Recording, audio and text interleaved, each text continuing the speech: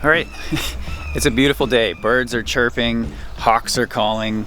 I'm out here right now. I'm gonna check on everything that I have, and I thought to myself, why not make a video of that? So today I am going to check in on all my turtles, and I'm gonna let you guys check out a few of my more popular ones, a few of the ones that I've featured before on the channel, and maybe some that I haven't really featured before. So follow along with me, and we're gonna see a few different turtles and tortoises that I have here at my house.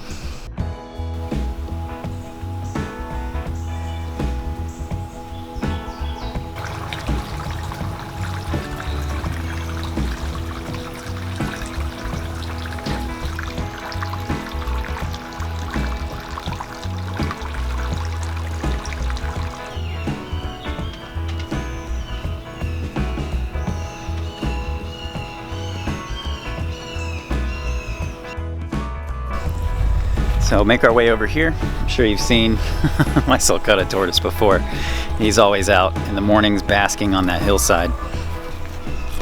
All right, so right here, this is my setup for my yellow blotch map turtles, and they also live in here with some striped neck musk turtles. And this is a gravel bottom setup. It's a mixture of sand and gravel. Also have some driftwood in here. And map turtles like to bask on long, tall poles, and they get completely dry this way. That's a big thing with map turtles, is making sure they get completely dry. So in addition to having this set up with the gravel, with the driftwood, I also have a pond pump, and it recirculates over here to a canister filter, and then it just puts it back in. It's not the prettiest setup, but it's basic, gets it all done, and these guys will actually be housed in the aquascape ecosystem pond that goes in later this fall. So right now they just live in this stock tank, and let's pick one up. So this right here, this is my hybrid cooter map turtle. So this guy is half eastern river cooter and half northern map turtle, and he's really just a strange little turtle. Check that guy out. Look at that. So I'm gonna put him back in here. And then here's one of my yellow blotch maps. And these are just a gorgeous little turtle. They're called yellow blotch because obviously those little yellow blotches on the shell. And all of mine are males. And so the males, these guys are about full grown. They'll get a little bit bigger than this, but not much. The females, like most map turtles, the females are easily twice their size, usually around 8 to 9 inches. And these guys are just so little and dainty. But I will say, the yellow blotch maps are one of the easiest ones to take care of. The sawback group, the yellow blotch, the ringed, and the black knobs, they all do really, really well. As long as you have clean, moving water and a nice dry basking spot, they do really, really well. I love the whole sawback group of map turtles. They're really special. So I'm gonna try and find you a striped neck musk. They're all hiding now. They saw I was picking them up and they decided to hide. They don't like to be picked up, and I don't really pick them all up that much. This is a little female. Oh man, the sun is killing me. So this is a little female striped neck musk turtle right here. She's a little tiny gal, but she's actually produced eggs for me before, and she's not even 4 inches yet. So really incredible turtle. Let's see, I'm gonna reach, see if I can get a bigger one. Please don't bite me. This is a much larger female striped neck musk turtle. You've seen these featured before on the channel, usually wild ones, because I love the habitat that these guys live in, so I like going and looking for them. But yeah, this is one of my female striped neck musk turtles, and just a beautiful, they're a beautiful turtle. So let's move on to another stock tank and some more turtles. All right, so right here is the maps, and then right here is my juvenile alligator snapping turtle tub. And this is where Lloyd Christmas, my alligator snapping turtle, lives. And it's a very basic setup. So it's basically a lot of driftwood, a natural bottom, a lot of duckweed. There's a little bit of Amazon frogbit in there, and those plants kind of naturally filter it. In addition to, you know, like most stock tanks, this one has a plug so I can do easy water changes. And now I'm gonna try and pull him out. All right, here he is, the man himself, Lloyd Christmas. Such an awesome turtle. And he's growing really, really well. You know, you put these guys outside and they do so well, and they, you know, on the natural diet that I feed these guys, they just can continue to grow. Got an awesome plane flying over right now. So the diet I feed this guy is whole fish, chopped, also live. They do get some tadpoles in here and snails, crayfish, chopped shrimp, whole shrimp with the shell on, and really just about anything that that they want to eat I'll put in here. And they do really well, and it's a natural diet, and these guys almost never get any pellets. I just feel like they do better without that. So as cute as he is, I'm going to go ahead and put him back, and we'll move on to some more turtles.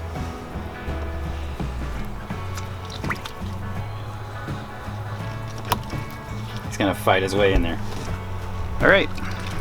So now here we are at the hatchling turtle stock tank, and this is one of the river cooters that hatched out naturally over in my other pond over there, and he lives in this stock tank here with the other baby turtles, doing really good.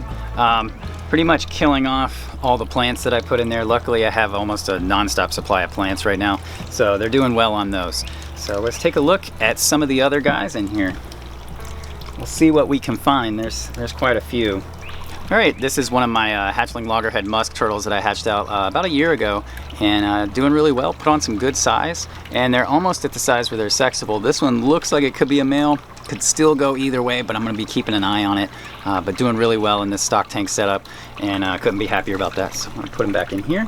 And next turtle, just caught this guy, is one of my painted turtles. And this is the last one I have, actually. The other 4 have gone on to their forever home, and this is the last one I have, and I'm actually hanging on to it for a buddy in Florida. So doing really, really well. It's fun to watch these guys grow up, and like I said, painted turtles, just so cool. All right, so next to those guys is another turtle that's been very popular on the channel, and that is my hybrid snapping turtle, and he has grown very nicely. You can see nice nice amount of growth, and like most snapping turtles, getting a little bit fat, so I do have to kind of carefully monitor what he eats and how much he eats, but overall he's doing well. He's only fat because I gave him a bunch of food last night, and then I'll, for the next few days, let him just kind of forage and find his own food until about next week, and then I'll give him some more kind of intentional food. But this guy does really well just finding, you know, little things in the plants and in the on the bottom. He just does a really good job of being a little hunter and forager and ambush hunter, and he's knocked off probably a lot of tadpoles that the tree frogs have put in here. So really cool, and I just love this turtle.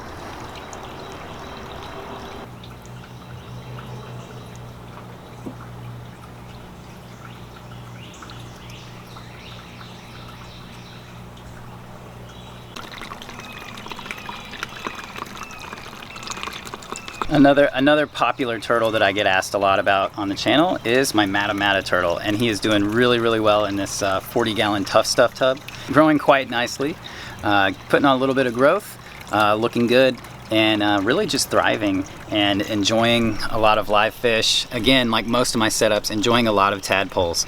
Right now is frog breeding season, and they're just kind of dumping tadpoles into every one of my setups. So the turtles that like to eat those sort of things, they are taking advantage, and I'm pretty happy with that because that's a very natural diet for them. The Matamata especially does his little vacuum thing, and they disappear. So let's move on to some more turtles. And this next heavily planted tub is my Mexican giant musk turtle. On a previous episode, I had touched on the fact that over the winter, while I was out of the country in Thailand, I had 2 people watching over my animals, and they did a great job, but they both, it turned out, were both feeding this guy the same day. So he was getting fed some pellets and stuff twice a day in addition to all my other animals. So he ended up getting a little fat, if you know what I mean. Not trying to shame, a little fat. So what I've done is I've kept him in a tub with a high water level and a whole lot of plants. So he needs to climb, he needs to swim, and then I've leaned out his diet. He has no pellets coming into his diet. He's only getting natural food items. So he's only getting crayfish, he's only getting snails, and he's only getting clams. And this will kind of lean him out. Takes a while. Once you get a turtle fat, they get fat quicker than they lose it. Kind of like us. So what I'm working on now, just kind of slimming him down, and let's check in on him and see how he's doing. It is real difficult to find him in here. I feel like when I move the plants, he's like stuck in the plants or something. That's probably the easiest way for him to get around, is to climb around in those plants, but I also gotta watch my fingers. These guys have one of the strongest bites of any turtle. All right, so that did take a while, and I've actually brought it over here in the shade so you can get a better look at it. But trying to catch this turtle is like trying to have a conversation with a psychopath. It's really frustrating, and you feel like you're not really getting anywhere. Looking pretty good. Put on some growth, but still, I would still say this turtle's a little overweight. But we're working on that. It's actually lost a considerable amount of weight. Like I said, it's easier to gain weight than to lose weight. Whoa. I do believe any turtle can lose weight if you just get it on the right diet and in the right habitat. Overall, still a beautiful turtle, still one of my favorite turtles. I think that if you're really into musk turtles and snapping turtles, you owe it to yourself to check out the group of giant musk turtles. They're really easy to care for. They do require a little bit more space, but they're really rewarding to work with and just fun to watch grow and see their little, see their little personalities come out. So let's take this guy back over here. Put it back in its tub, and we'll move on to the next thing. I don't know if you can hear that, but man, the hawks are just, they have a nest back here, and those hawks are just always making noise. And it seems like anytime I want to come out and record anything or do anything outside, they just start making all kinds of noise. So yeah, animal check-in, the hawks in my backyard. There they are, they're doing well. All right, so over here at the turtle pond, it's doing really well. I did have to replace a pump last week, and right now it's actually clogged. So I will have to go and kind of unclog it, but it's helped clear up the water, helped keep some flow going in there, and that was a big thing with this pond, was I wanted it to have some flow. I like all of my setups to have at least some current to them to keep the water moving, and I've noticed that that goes a long way in preventing fungal and bacterial infections, and the turtles just seem to enjoy it more. The ones that live on the bottom can pick up the scent of food when I feed them. The ones that feed on vegetation, the current helps vegetation grow. So I get these nice different types of algae and aquatic vegetation growing on the bottom, and then the cooters can actually feed on that, and it makes them a lot happier.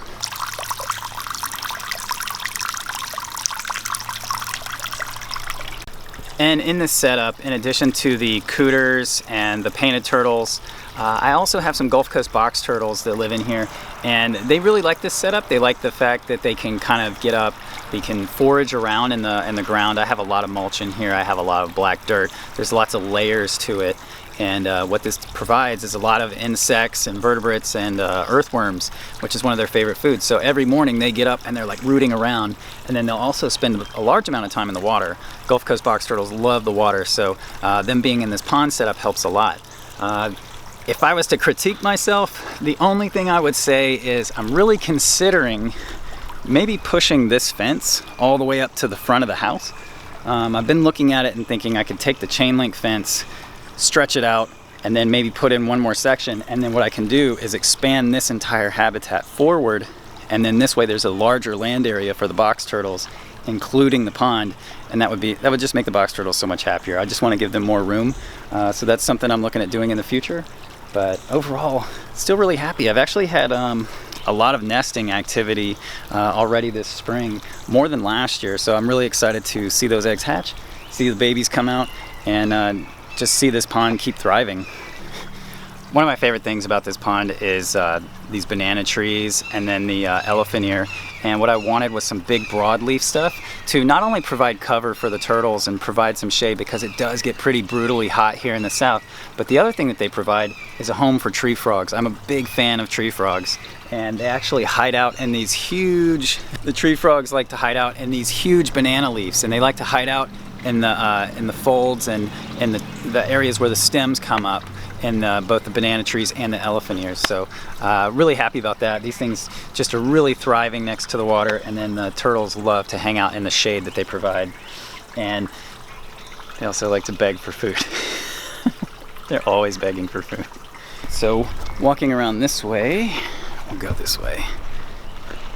Walking around the edge of the alligator snapping turtle pond, and we'll come over here. Got a lot of stuff to dodge. I've been working on a garden as well.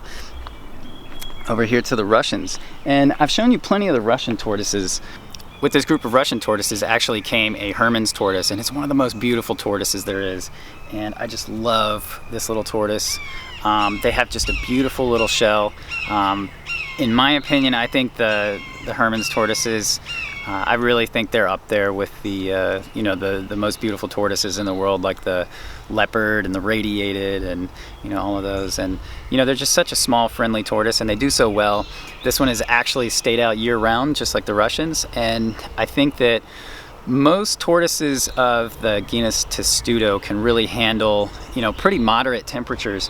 And I think if you're in an area, whether it's, you know, US, Europe, or Asia, and if you aren't getting, you know, winters where it freezes over too hard, like if you're only getting freezing temperatures, you know, for less than 48 hours, they're really going to do well. And one of the things you can do, and what I provide, is in the fall when all those leaves fall, I scoop them up and I make huge piles of leaves. If they can bury into those huge piles of leaves, then that's going to act as insulation, and they're just going to do well, and they're going to be able to overwinter in there. So I highly recommend any of the genus Testudo.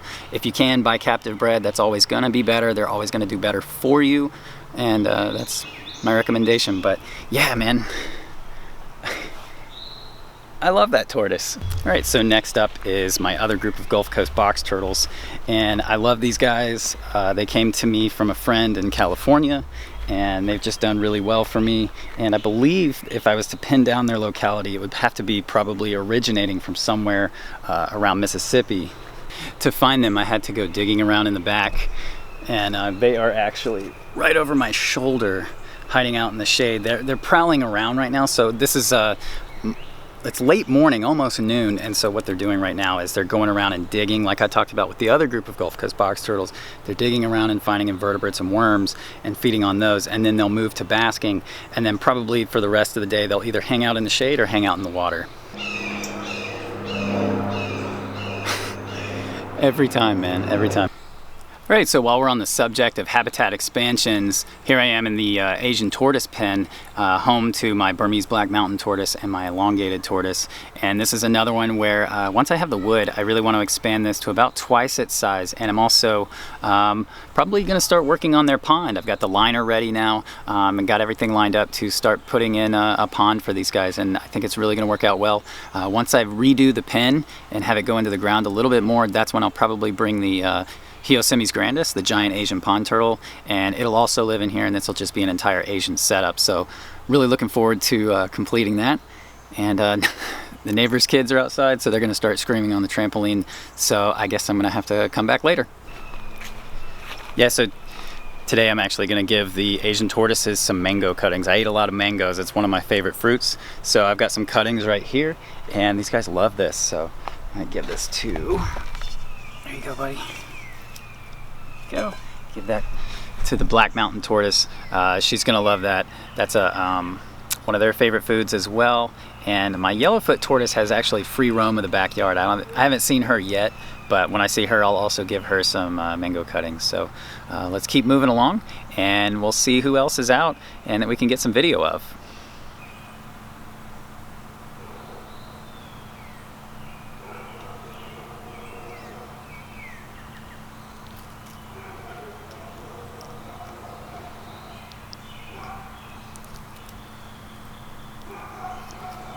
All right, so this small Sulcata tortoise I picked up this year, and it has already decided it's going to make a burrow in the side of my alligator snapping turtle pond. So it doesn't seem to be affecting the pond at all. It keeps the tortoise happy. So as of right now, I'm just going to leave it, and I'm just glad it's doing well and thriving.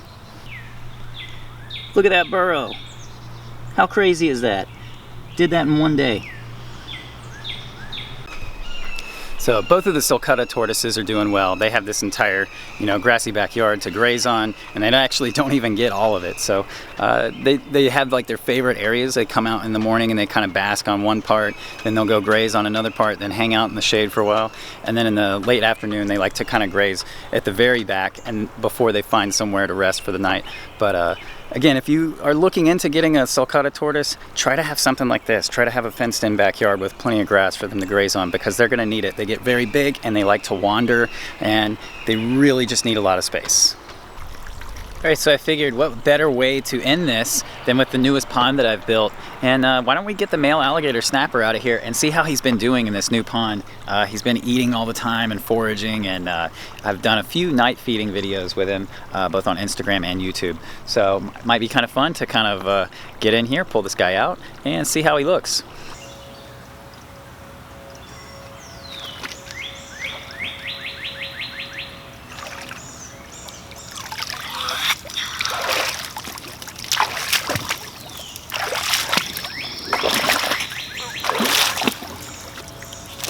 So here he is. Let's move him somewhere we can get a better look at him. All right, so I got him out of the pond, and he is much heavier than he was a little over a month when I put him in there. So he's been eating really good, just hanging out in there and doing really well. It's been a good experience building this pond and letting him live in there in a very natural way, and he seems to really be enjoying it. He's not enjoying being on land. So I'm gonna make this only take a little bit. I just need to give him a full check over, and then we'll put him back in.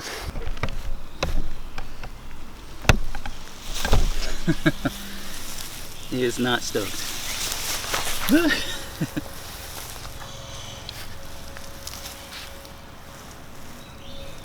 All right, so because this turtle did get shot in the head, one thing I do need to check is that wound on the top of his head, which is healing, and it's starting to fill in. It's actually where most of the musculature for the jaws is at. So what's nice is it seems to be slowly generating some new muscles. It'll probably never be what it was before because some of the skull is actually missing as well. But overall, he looks really good. His weight is incredible. He's not fat, but he's put on that healthy, heavy weight that male alligator snapping turtles are supposed to have. Now, I'm only briefly going to check the plastron. What I'm looking for is any spots of shell rot or injury. And so far it looks like he has none. I don't like to flip turtles over for too long, so since he looks good, just gonna roll him back over. And that's pretty much it. All right, so I did want to bring him into the porch to kind of give him a few more close-up, to give him a close-up examination of kind of everything on him. Just want to make sure he has no scratches, wounds, anything like that. I did want to look a little bit closer at the shell, but I didn't want to leave him in the sun for that because these guys really do not like being in direct sunlight. So I brought him into the shade of the porch, and I'm able to kind of look at him a little bit closer. And just to give you an idea of how defensive these guys are, anything that touches the inside of that mouth is taken care of pretty quick. And that's probably the only time you'll ever see me do that. I'm not a big fan of making these guys bite stuff, but I do think that it is smart to show the damage that they can do. This is a about 1 inch thick piece of bamboo, but overall he looks really good. He's doing really well, and I couldn't be happier. So let's go ahead and let's put him back into his home and leave him alone. And he's, like I said, one of my favorite animals. It's really awesome to be able to have the permit from the state to be able to work with these guys and to be able to give him a home and take care of him and get to see him act the way that they would act, you know, in the wild. I've been able to luckily provide a pretty close simulation to what he would have in the wild and provide him a wild type diet. So I really love this turtle. I love all these turtles. And let's get him back in his pond.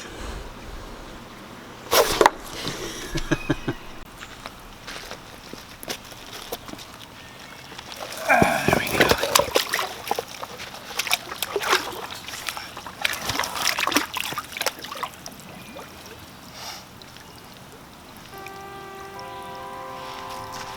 And there he goes. All right, thank you guys for watching this video. Like, comment, subscribe. Please feel free to share this video, and I'll catch you guys on the next one. Take care.